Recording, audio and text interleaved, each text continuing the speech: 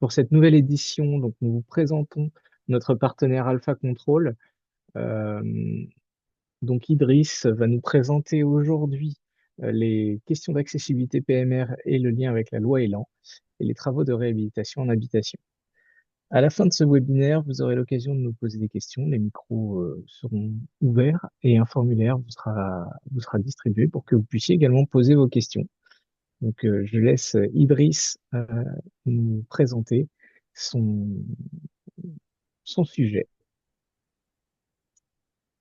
Alors, bonjour à tous, merci d'être là pour cet échange qui va tourner. Alors, je vais d'abord vous afficher ma présentation à propos de laquelle on va échanger cet après-midi. Alors, juste mettre...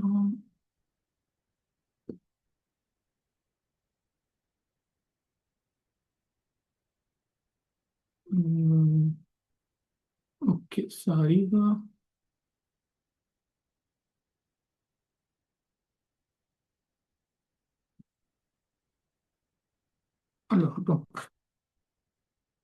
Alors, cet après-midi, on va discuter par rapport à un point de la réglementation, notamment en accessibilité handicapée. L'accessibilité handicapée, on va parcourir quelques points et faire le lien entre la loi Elan et l'accessibilité. Et le deuxième sujet sur lequel on va échanger concerne les travaux de réhabilitation, toujours en matière d'accessibilité handicapée dans les bâtiments d'habitation. Donc, je vais rentrer directement dans le but. Et en avant, je juge un peu nécessaire de vous faire un petit point par rapport à la société Alpha Control et notre métier. Donc, on est Alpha Control, une société de contrôle technique de construction de tout ce qui est bâtiment et génie civil. Et notamment, on fait l'accompagnement, le contrôle technique de la phase conception jusqu'à la fin de l'opération sur pratiquement toutes les missions et plein de réglementations, dont entre autres la réglementation d'accessibilité handicapée. Donc, par rapport à l'échange d'aujourd'hui, je vais vous afficher le sommaire qui regroupe les différents points qui vont être vus et sur lesquels on va échanger un peu. Le premier point, ça va être un rappel de quelques textes réglementaires par rapport à l'accessibilité handicapée. Ensuite, je ferai un petit focus sur quelques évolutions au niveau de l'accessibilité handicapée en habitation. Et après, faire le lien entre la loi Elan et toujours l'accessibilité PMR. Donc, le dernier point que j'aborderai concernera, comme indiqué tout à l'heure, l'accessibilité en réhabilitation.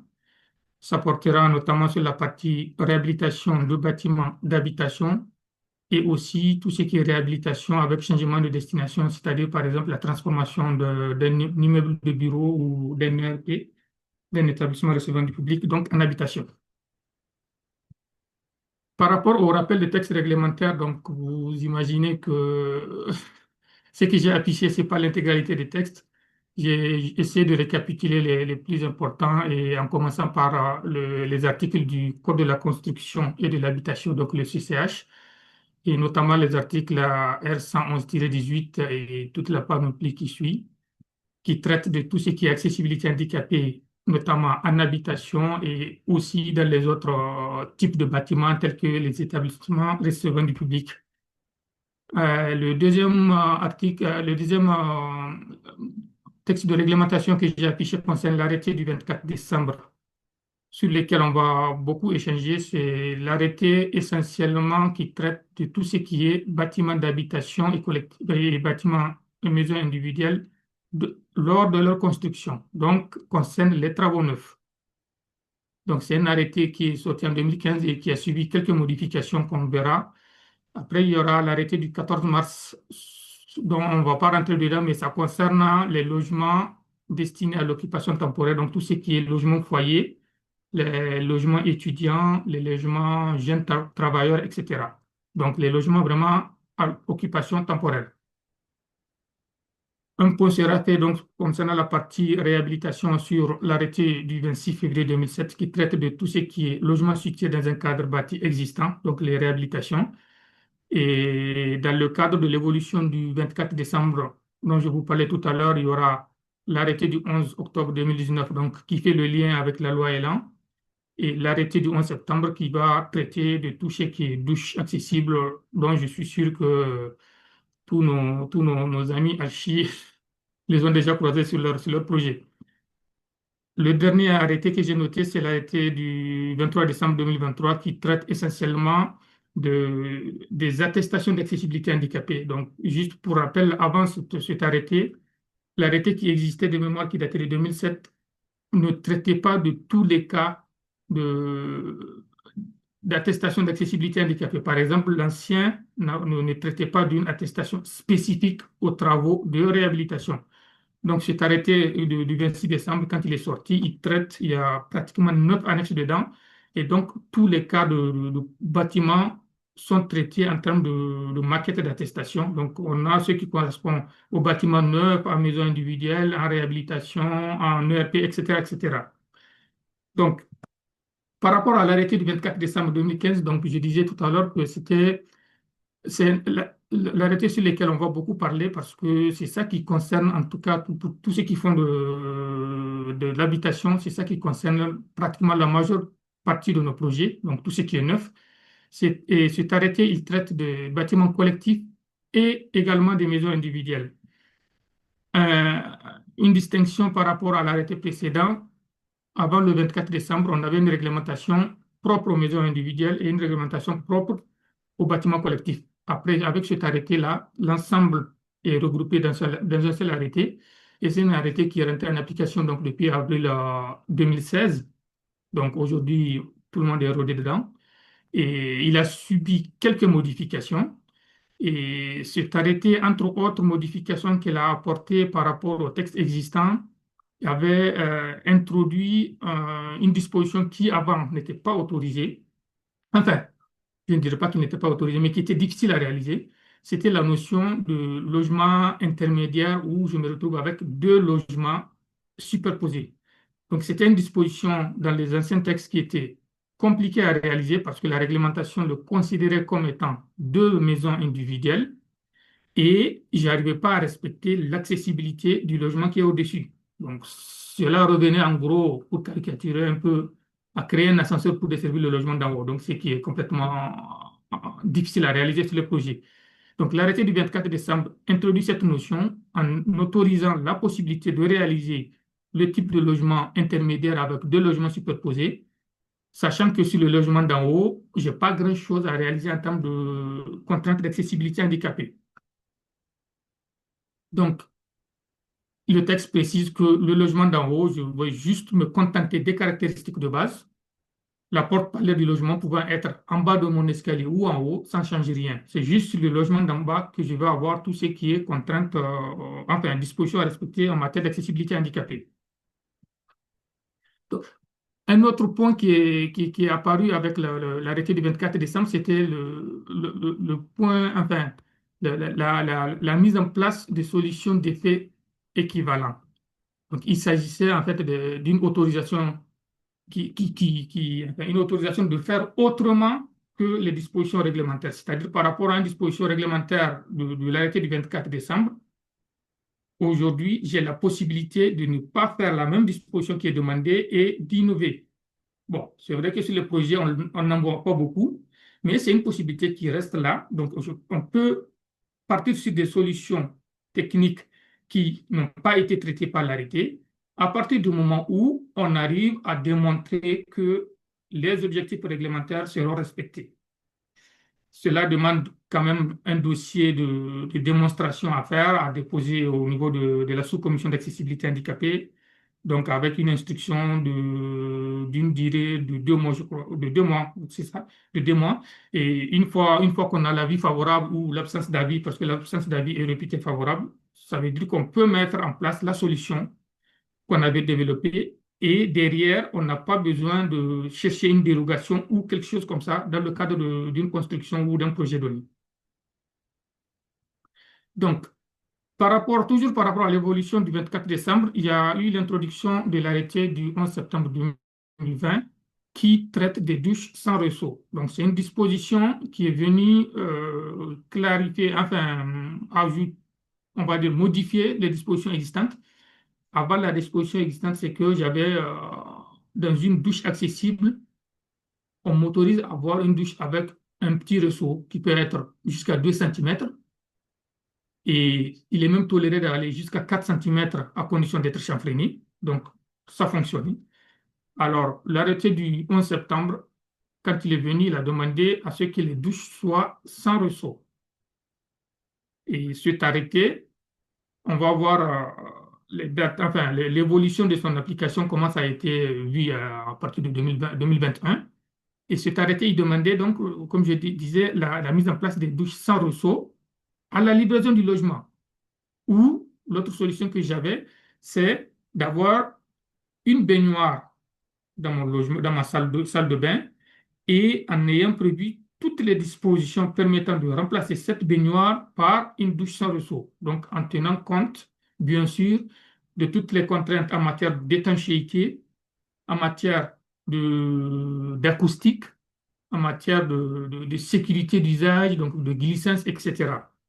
Donc, c'est une contrainte supplémentaire qui est venue enfin, s'imposer sur le projet de logement parce que avant, avec la douche à ressaut, on avait la possibilité donc d'aller jusqu'à 2 centimètres. On avait donc une zone de projection qui était limitée. Maintenant, avec le zéro ressaut, théoriquement, l'eau peut aller n'importe où dans la salle d'eau. Donc, ça va me ramener à la contrainte d'étancher l'ensemble de la salle d'eau, etc. Et les contraintes acoustiques qui vont s'ajouter à ça.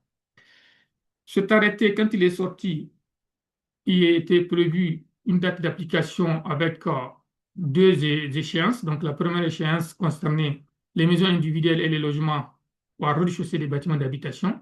Donc, c'était une échéance au 1er janvier 2021 pour la date de dépôt de PC.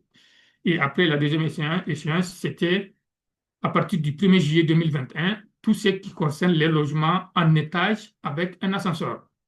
Donc, pour la mise en œuvre de cette disposition, aujourd'hui, il y a quelques guides du CSTB, notamment, qui sont sortis pour expliquer les principes de base et proposer des solutions.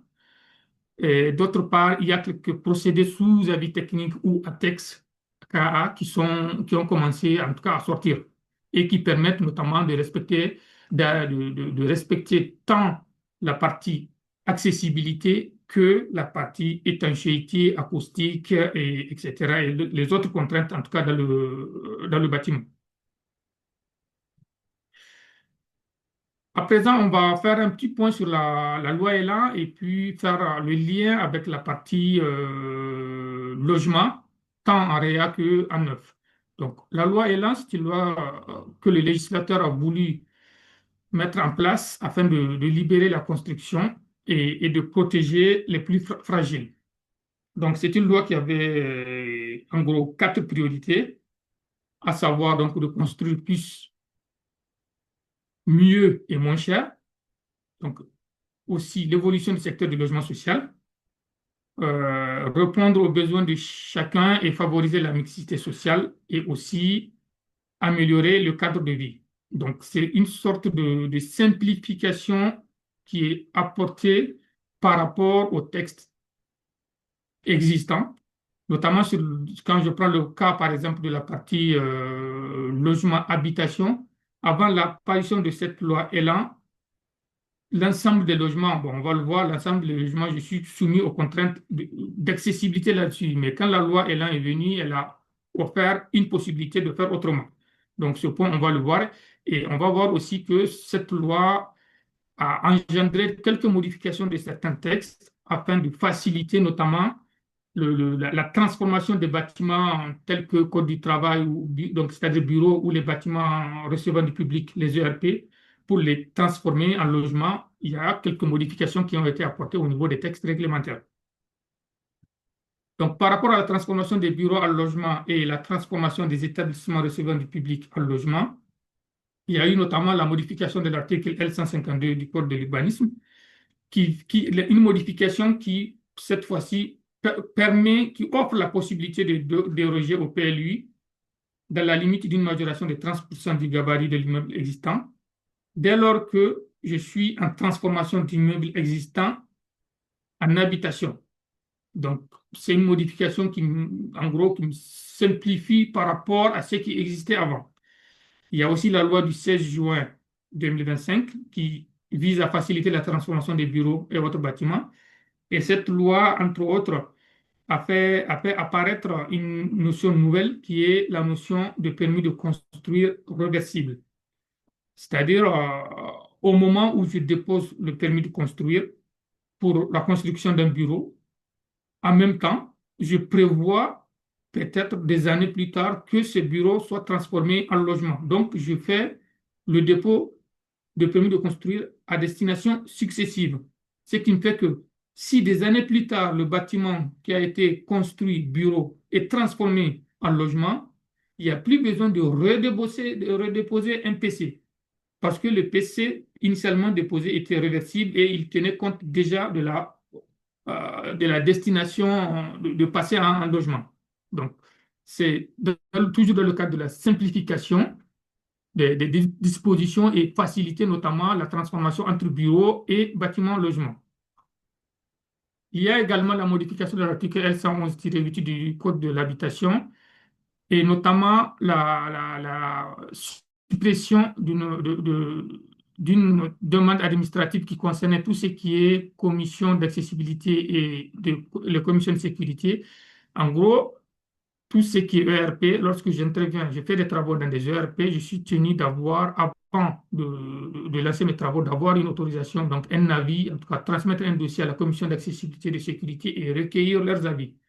Eh bien, si les travaux que je prévois, c'est pour faire une transformation d'ERP en logement, je ne suis plus tenu par cette demande d'autorisation auprès de commissions d'accessibilité et de sécurité.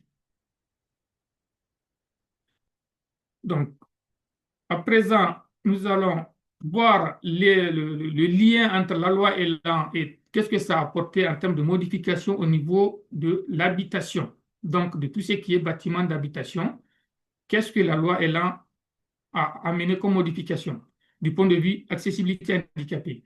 Donc, cette loi Elan, elle est venue trouver déjà l'arrêté qu'on avait évoqué tout à l'heure de décembre 2015 qui demandait en termes d'accessibilité handicapée que l'ensemble des logements qui sont au rez-de-chaussée ou bien qui sont en étage desservis par ascenseur, que l'ensemble de ces logements soient accessibles aux handicapés.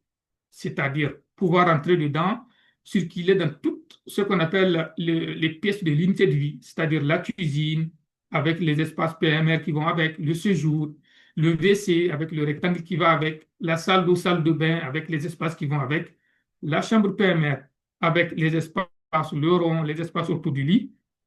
Donc ça, c'était une disposition qui était obligatoire sur l'ensemble des logements au rez-de-chaussée et en étage. Donc, avec la loi Elan, on a la possibilité de ne pas avoir cette contrainte sur l'ensemble des logements. La loi m'autorise à avoir une partie des logements qui respectent les dispositions que je venais de citer, donc qui est PMR. Donc, c'est un minimum de 20% des logements du projet. Donc, avec bien sûr un minimum de logements. Si les 20% font moins de logements, je prendrai un logement minimum. Et tout le reste des logements, je fais ce qu'on appelle le logement évolutif. On va voir donc un peu les caractéristiques de ces logements évolutifs, sachant que par rapport à cette loi Elan, la notion de logement évolutif, elle n'est pas applicable à tout ce qui est maison individuelle, ni au logement foyer, logement de jeunes travailleurs, etc. Ça concerne vraiment l'habitation collective pure et simple. Autre point, le logement évolutif n'est pas une obligation.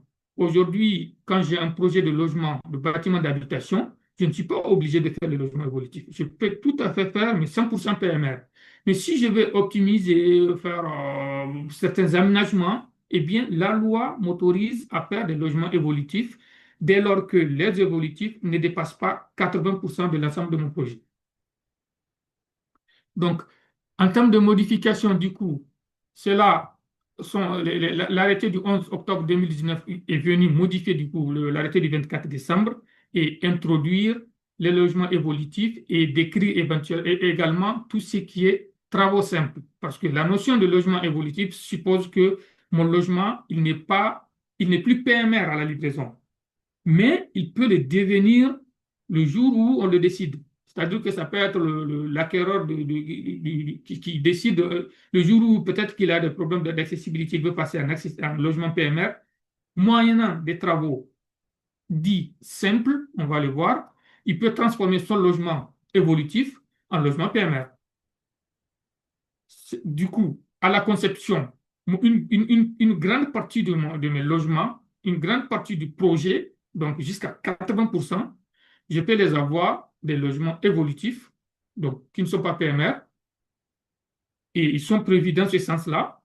Je tiens juste compte au moment de mon pourcentage, de mon calcul de pourcentage, de la typologie des logements, parce qu'il y a une notion de surface moyenne des logements que le texte rappelle. La surface moyenne des logements évolutifs ne doit pas être inférieure lors de la conception à la surface moyenne des logements qui sont accessibles.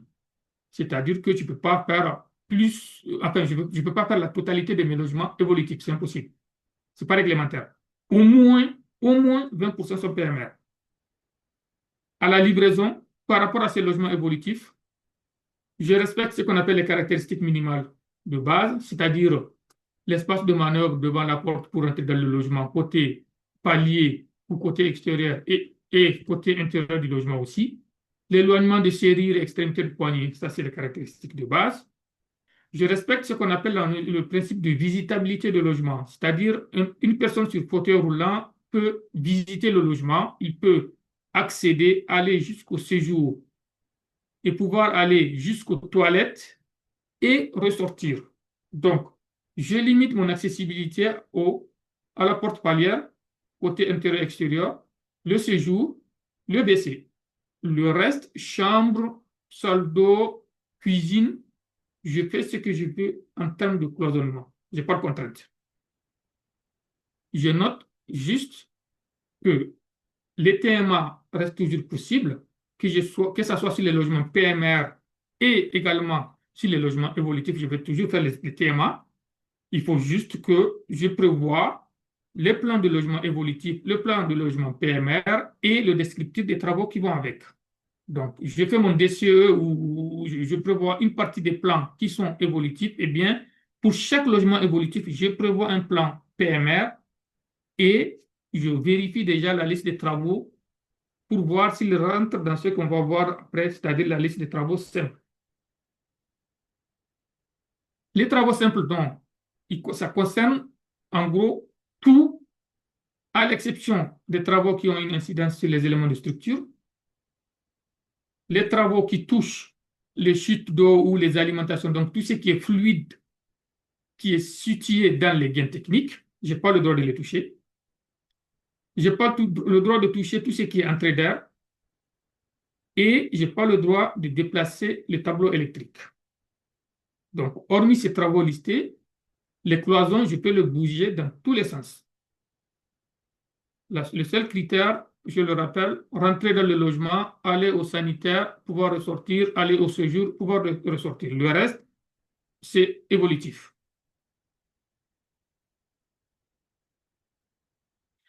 Donc, à présent, on va faire le point sur la partie réhabilitation en habitation.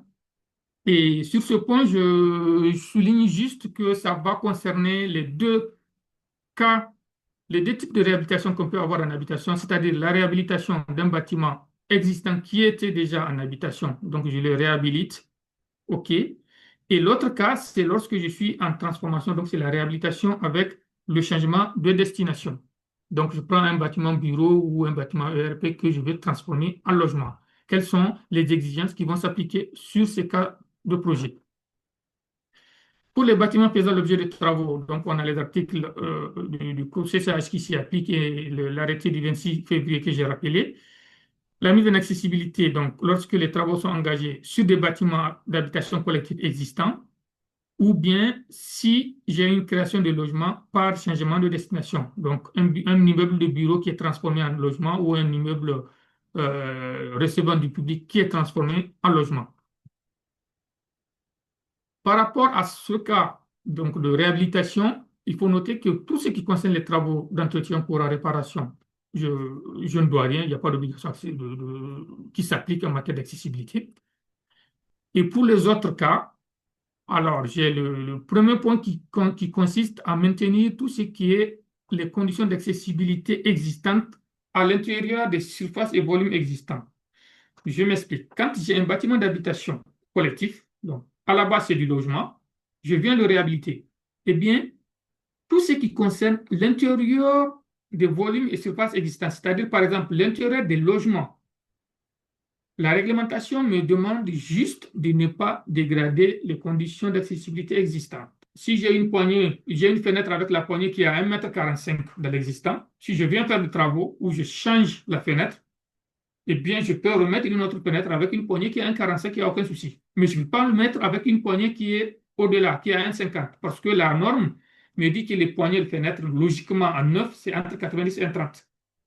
Donc, s'il existe un 1,45, je ne peux pas mettre quelque chose qui soit dégradant par rapport aux conditions d'accessibilité existantes. Pareil pour les tableaux électriques, etc. L'autre point par rapport à la réhabilitation, c'est que je dois faire ce qu'on appelle le respect des règles de neuf si je crée des surfaces ou des volumes nouveaux dans les parties communes ou si je crée des nouveaux logements. Par exemple, j'ai des parties communes dans lesquelles je viens créer un local vélo ou un local poussette ou un local voiture enfant ou un local poubelle. Tout ça, c'est des locaux collectifs. Si je crée ce local, eh bien, sur ce local, je dois respecter les règles du neuf. C'est-à-dire, je m'assure que la largeur de porte soit au moins de 90, que j'ai l'espace de manœuvre devant, côté intérieur et côté extérieur, que j'ai l'éloignement des serrures, de l'extrémité de poignée, etc., que j'ai le niveau d'éclairement suffisant dans le local, parce que c'est du neuf et je lui applique les règles du neuf. Pareil, lorsque je suis en création de nouveaux logements. Par exemple, j'ai un bâtiment qui fait R+4 où je veux rajouter des niveaux. Donc, j'ai créé des nouveaux logements. Tous ces nouveaux logements sont soumis aux règles du neuf.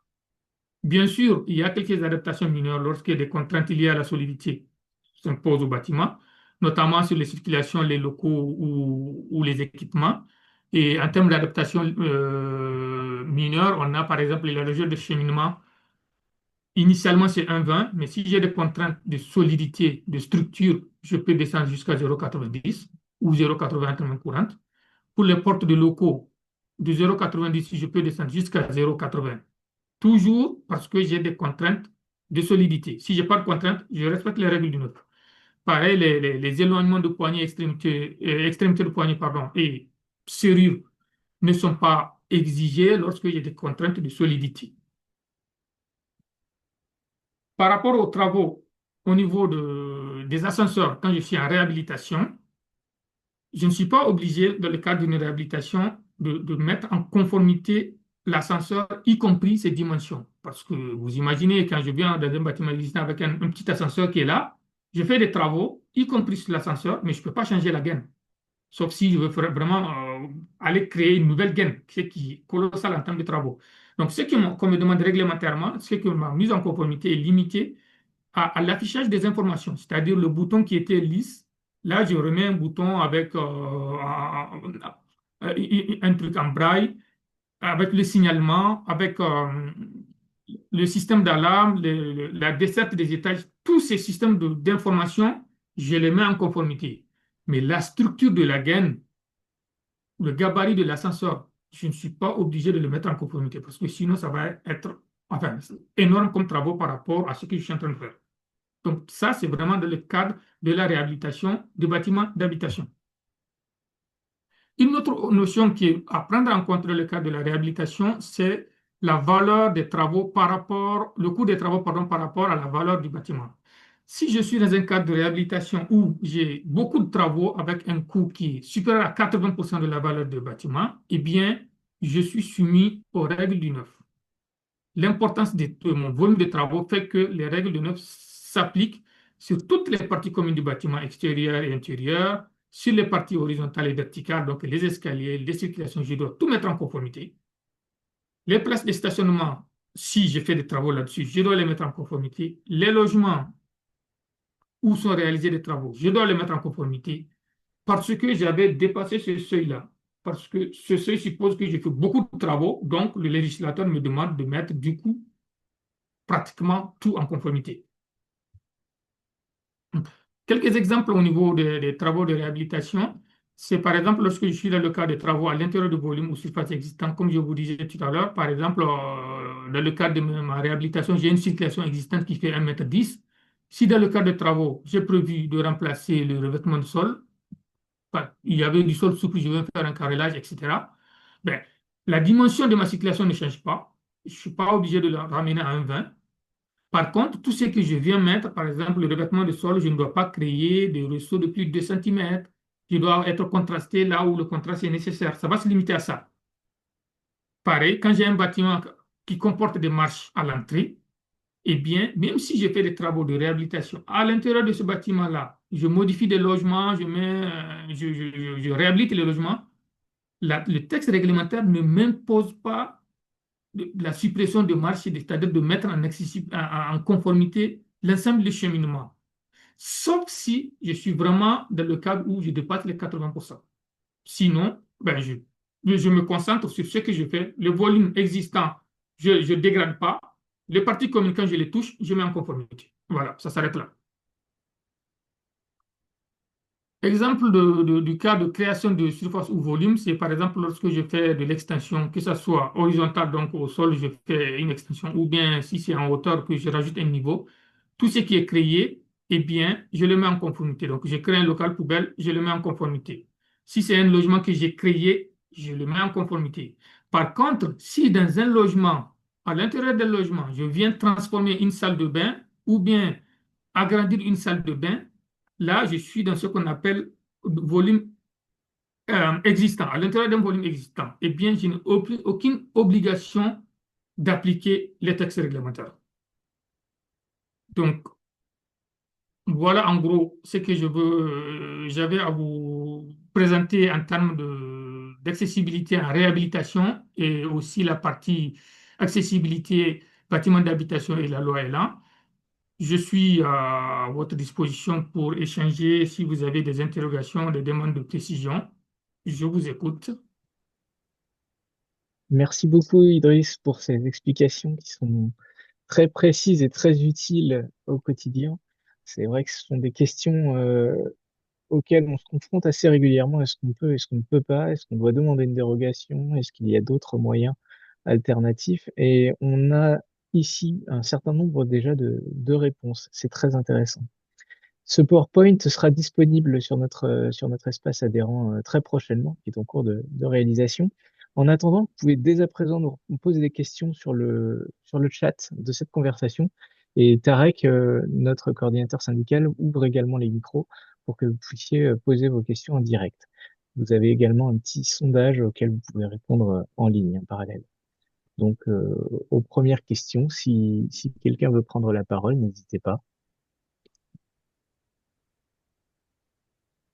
Et en attendant, Idriss, vous pouvez nous présenter un petit peu votre action, ce que vous faites en bureau de contrôle chez Alpha Control, Oui, l'ensemble de vos compétences.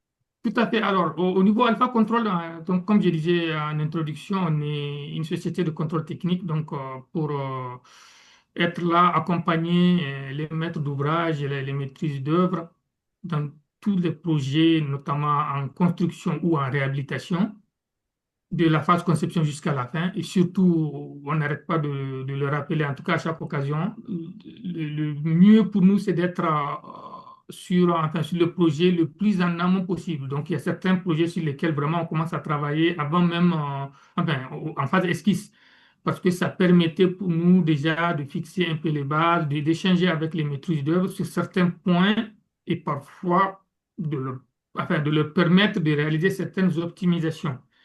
Donc, c'est vrai que ça va un peu au-delà du contrôle technique, parce que le contrôle technique réglementaire, bon, il est là. Enfin, on s'assure que le bâtiment soit réglementaire, que les règles soient respectées. Et d'autre part, on peut, dans certains cas, on a la possibilité d'allier le contexte réglementaire et aussi optimisation. Et dans ces cas-là, donc, à travers les échanges en phase esquisse avec les architectes, nous, on n'hésitera pas à leur dire ce qui est faisable. Et c'est ce qui leur permet vraiment, déjà avant d'arriver en phase PC avec un projet assez optimisé et qui répond de plus, enfin, aux demandes explicites de maîtrise d'ouvrage. Donc, je suis avec, je ne sais pas si vous voyez, mais sinon, je suis avec mon collègue, monsieur Ngom, dont le contact s'est affiché et gère toute la partie commerciale. Exactement. Et donc, il y a son contact qui est là pour tout échange. Vous n'hésitez surtout pas. Alors, Ok. je pense, Tarek, qu'on pourrait remettre le contact également dans la conversation. Oui, il est sur le côté, monsieur Ngom.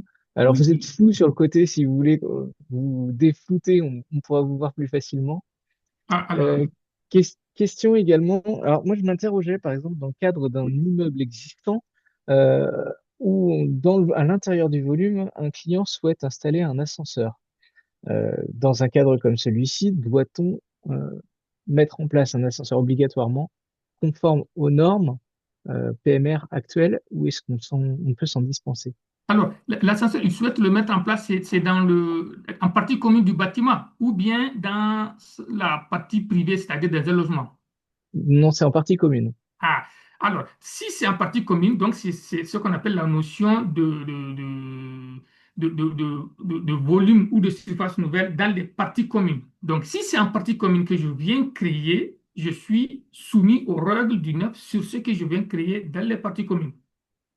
D'accord, Donc, c'est-à-dire que si c'est vraiment un ascenseur, il faut s'il n'a pas suffisamment de place, ça sera plutôt peut-être un ascenseur comme ça se fait surtout dans certains établissements scolaires, c'est-à-dire qu'ils viennent le coller sur une partie de façade et puis on crée des ouvertures à chaque niveau. C'est plutôt la disposition qui est réalisée, quoi, parce que l'ascenseur que je viens créer dans un bâtiment existant, si je veux le créer au milieu, c'est très, très, très compliqué du point de vue structurel parce que je vais déjà devoir scier tous les niveaux de plancher et pouvoir réaliser les fondations. Ça devient un peu compliqué quand je veux le faire à l'intérieur du bâtiment. Mais c'est plus simple quand je le fais en façade. Parce que j'en ai fait pas mal au niveau des établissements scolaires. Quand ils souhaitaient faire les, les- les- les mises en accessibilité, eh bien, les ascenseurs, on les crée sur des façades. Après, on revient juste pour créer des ouvertures à chaque niveau et puis ça fonctionne. d'accord. Voilà. Merci pour ces précisions.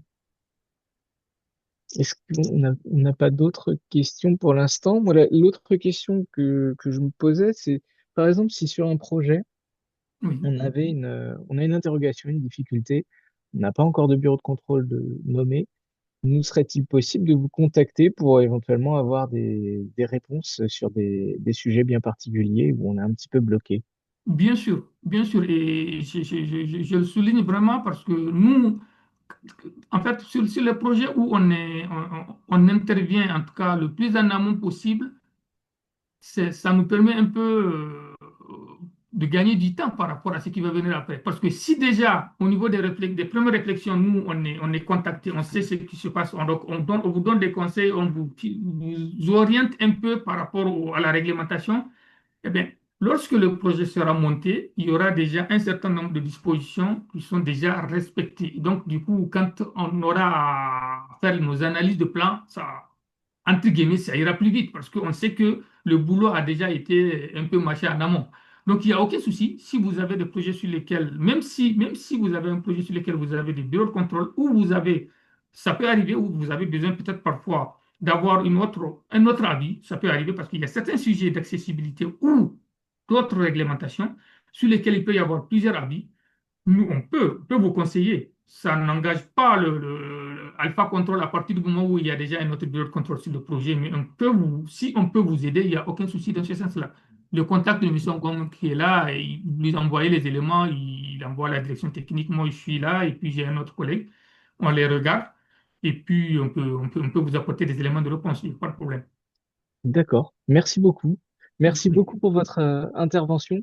Je pense que nous aurons besoin de faire encore ce genre de points d'éveil technique et notamment, je pense aux normes sur les garde-corps qui ont évolué, d'autres normes qui pourraient être Ouais. sur l'amiante, hein, sur ce genre de choses, où votre regard serait très intéressant et sur lequel on peut avoir beaucoup d'interrogations. Et Comme vous le savez, oui, j'ajouterai juste, c'est Mamadou Ngom, je suis le contact. J'ai vu, bonjour déjà à tout le monde. J'ai vu bonjour. également que dans l'adresse mail, il y a une petite coquille, c'est alphacontrol.com. Ah Il oui, faut mettre, je voilà. n'avais pas fait attention. Voilà, pour les Donc, contacts. eh bien, on corrigera ça Oui, lors de la je ne veux pas diffusion. arriver. Une seule note. Mhm. On avait Euh, une Moi, petite j'ai une question. question. Oui, Oui, allez-y. Bonsoir, j'ai une question. En fait, j'aimerais savoir auprès de quel organisme. Déjà, je vous remercie pour ce webinaire je vous en prie. qui est très bienvenu et pour toutes les précisions que vous nous apportez. J'aimerais savoir auprès de quel organisme on doit déposer un dossier de mise aux normes d'accessibilité PMR dans un ERP de cinquième catégorie dans les DOM-TOM, notamment en Guadeloupe et en Guyane. Alors, dans les dom-toms, honnêtement, je ne sais pas. Sinon, normalement, au niveau de l'instruction des dossiers, en tout cas, en métropole, c'est, tout est envoyé, tout est transmis à la mairie et c'est la mairie qui contacte les différentes administrations, les différents services. Parce qu'il y a certains services tels que notamment les pompiers, les SDIS, quand on leur envoie un dossier directement, ou même la commission d'accessibilité handicapée, quand on leur envoie un dossier directement sans passer par les mairies, certains ils refusent, ils ne regardent même pas. Donc c'est l'administration vraiment qui gère tout ce qui est permis ou autorisation de travaux. C'est à cette administration qu'on envoie l'intégralité du dossier et c'est elle qui se charge de contacter les différents services pour avoir leurs avis, notamment les services de sécurité incendie, les services d'accessibilité et les autres services aussi, les carrières, etc., etc. Donc c'est comme ça que ça fonctionne et je ne pense pas que ça soit différent en dom mais je ne maîtrise pas les dom honnêtement. D'accord, très bien. Je vous remercie pour cette réponse. Je vous en prie. Nous avons une autre question sur le Oui. forum. Bonjour, est-ce qu'il y a des spécificités, des dérogations, changements de pourcentage ou autres par rapport à l'accessibilité PMR quand il s'agit de logements sociaux? En vous remerciant. Alors, quand il s'agit de logements sociaux ou de logements en accession, quand je prends le cas du neuf, il n'y a pas de différence particulière. La chose qui se fait couramment, ce n'est pas des dérogations, mais c'est ce qu'on appelle les TMA, donc les travaux modificateurs travaux modificatifs acquéreurs. Donc, c'est des modifications qui peuvent être apportées par les acquéreurs pour ne pas respecter toutes les règles d'accessibilité handicapée.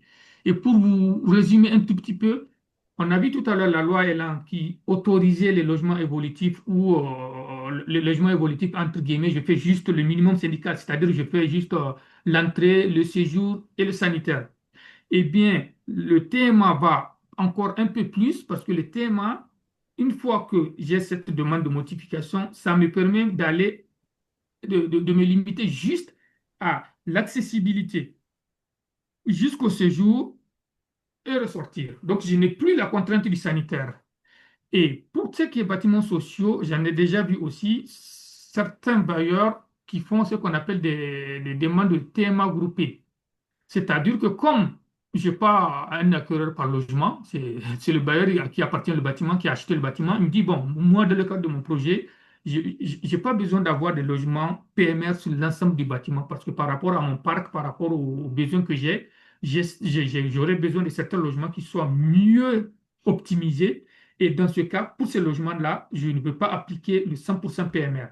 Et donc, ils font des demandes de TMA, ils proposent des modifications, on les traite comme des modifications des acquéreurs. Dès lors que ça vient du bailleur, on accepte ces modifications à partir du moment où on garantit pouvoir rentrer, aller au séjour et ressortir. Donc, ce n'est pas une dérogation, mais c'est des TMA. Et c'est la même règle que je sois en accession ou en social. D'accord, très Parce bien. qu'en réalité, les dérogations sur du neuf, normalement, je n'ai pas droit. Avec tout ce qu'on a, le législateur a fait comme simplification, si je demande des dérogations sur du neuf, c'est très rare de les avoir. Parce qu'aujourd'hui, on me dit, bon voilà, on peut faire le loi Elan 20%, je peux avoir des TMA, etc. Donc, pour les dérogations sur du neuf, les chances sont très, très, très minces de les avoir. D'accord, très bien. Merci beaucoup pour votre intervention. Je vous en On prie. arrive à 18h45 et comme vous le savez, le chronotech dure 45 minutes. Ah oui, C'est un, de chaque nos, fois. nos webinaires sont proposés donc par l'UNSFA Paris, syndicat des architectes dont l'objectif est de réunir les architectes à Paris, notamment. Et nous nous retrouvons, prochain rendez-vous le 15 octobre à 18h pour le prochain webinaire de Chronotech 7, mix énergétique, l'intérêt des solutions hybrides dans les bâtiments neufs et la rénovation avec GRDF, avec Monsieur Bonafy. Merci à tous pour avoir suivi ce webinaire et on espère vous voir nombreux la prochaine fois. À bientôt. Merci. Merci.